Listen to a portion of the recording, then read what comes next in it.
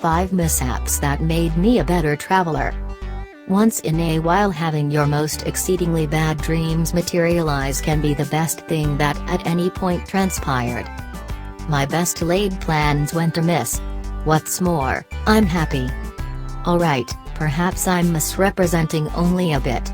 However, I can reveal to you that, this past July, I was compelled to confront some of my most annoying travel fears. Consider the possibility that I miss my association, my flight is crossed out, my bank card quits working, my child becomes ill, when every one of them really materialized.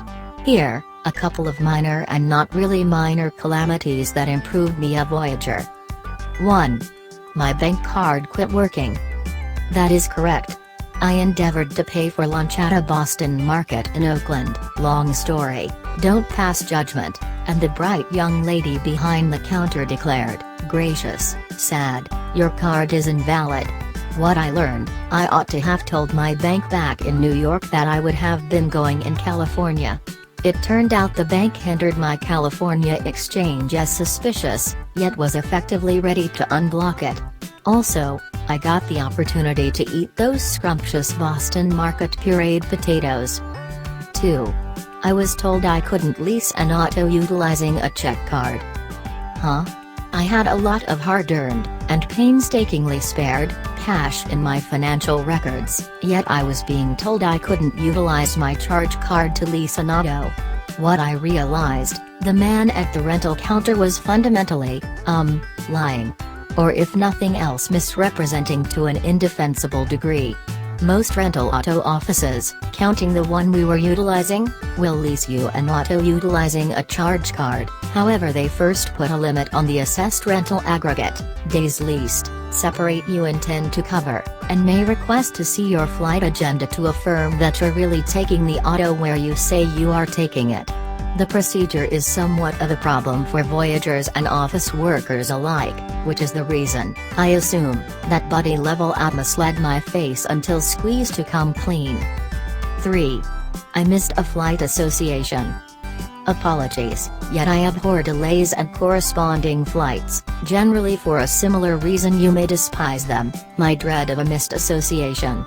I generally envision the missed association prompting calamity, thinking about an airplane terminal floor, managed just by costly air terminal sustenance. What I realized, it turns out, at any rate for our situation, managing our missed association was as simple as venturing up to a well-disposed door operator who reticketed us on the following accessible flight. PSST, we were sufficiently fortunate to fly Southwest, which manages this sort of thing uncommonly well. 4. My flight got dropped. This one was not exactly as simple to deal with as the missed association I just said. We loaded onto a flight, the plane started navigating toward departure. At that point the pilot backed us off, ceased, and reported there was a mechanical issue and we'd need to get off the plane. Obviously, I valued the pilot's unwillingness to take to the skies with a broken plane. However, I additionally knew the bedlam that a crossed-out or since quite a while ago postponed flight would cause for each traveler locally available, and that our odds of influencing it to home that day were blurring with the evening sun. What I realized, long story short, we left with $800 in vouchers for future flights on that carrier.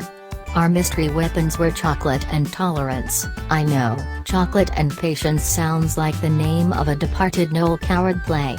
After an hour-long lookout for an apparently unending line to get reticketed, my significant other offered the door operator a chocolate bar. The operator grinned tediously and stated, "Would you be able to tell the amount I required this?" Although we missed any possibility of returning home that day, we were set up for a flight for the following morning and brought home not just our upbeat recollections of an excursion in Southern California, yet additionally those much refreshing vouchers. 5. My kid became ill an hour prior to boarding. I know I chance sounding boorish when I concede that I extremely like flying alone, and the all the more voyaging colleagues I have, the more prominent my tension.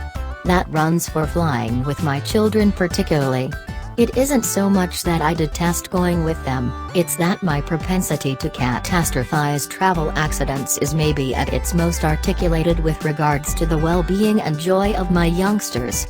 Thus, when one of my little girls conceded that she wasn't feeling at all well in a matter of seconds before we were planned to load up a cross-country flight, I froze. My better half, be that as it may, kept quiet and moved toward a door operator, asking, considerately, for any exceptional facilities to facilitate our youngsters' circumstance. What I realized, telling aircraft experts what's wrong and requesting help isn't the same similar to a gushing guardian. Guardians, please read the past sentence resoundingly a few times, and it is obviously better than hushing up about it. We were given preloading up benefits that enabled my youngster to get serenely arranged for a rest-filled flight.